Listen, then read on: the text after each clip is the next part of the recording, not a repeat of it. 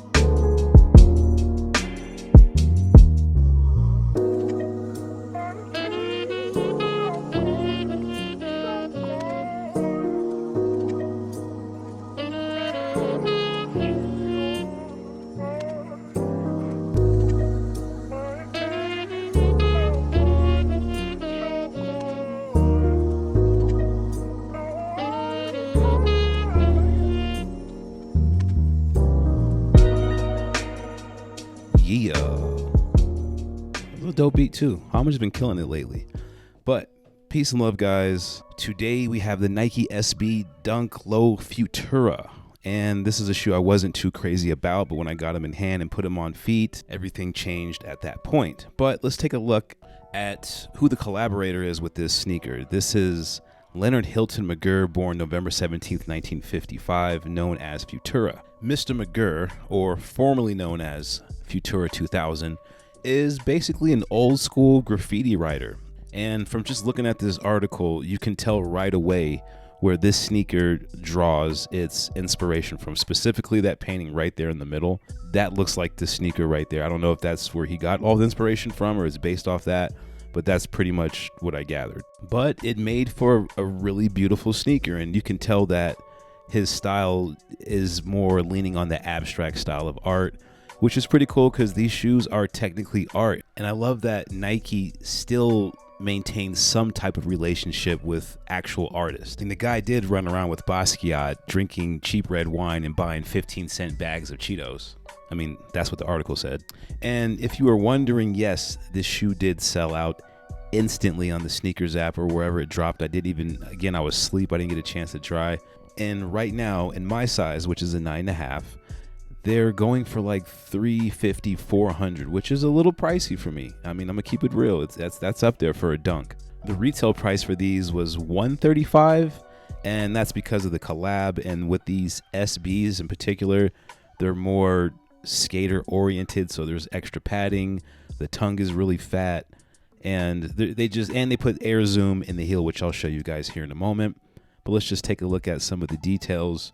For me, looking at this shoe, I don't see any differences from what I've been seeing like on StockX, GOAT, or other reviewers. The shoe looks 100% the same.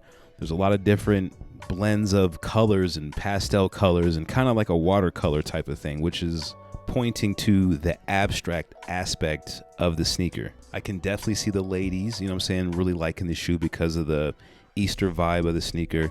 I like all the colors that they included in this design. I think it's really dope. I think that for me, psychologically now, when I see a new SB Dunk design that's a little crazy, a little abstract, I kind of initially tune it out. I'm like, oh, that's all right. Like first glance at these, I was like, those are okay. And then I started seeing them a lot. And then they were like, hey, you should really review a pair of these. I was like, all right, I'll take a pair. And I'm glad I did, because these are very, very nice. And I haven't really, the last dunk that I wore was actually, it was actually a Panda. And I still wear my Pandas 9.5. And that's the thing with these SBs. Like, if you wear a 9.5 in the standard non-SB dunk and you try to get a 9.5 in this, like, I definitely should have went a half size up with this sneaker, because in the insole there is, come on, pull it on out, come on. The insole is this nice dream cell, but at the bottom you can tell it has that very big, it's a really, really big zoom back, which I do like. I just wish I went a size up. And the on-footing part right here, which was a totally different day, I'm actually wearing one shoe with no insole and the other shoe with the insole, and I was trying to see how comfortable it was with no insole, and it was better with no insole. Even though I do enjoy the zoom cushioning, I had to take the insole out, and it actually felt just fine. It felt like I was wearing a standard dunk with no insole. So to fix this, I would probably put like an insole from a Panda, something flat, no zoom, and these would be just fine.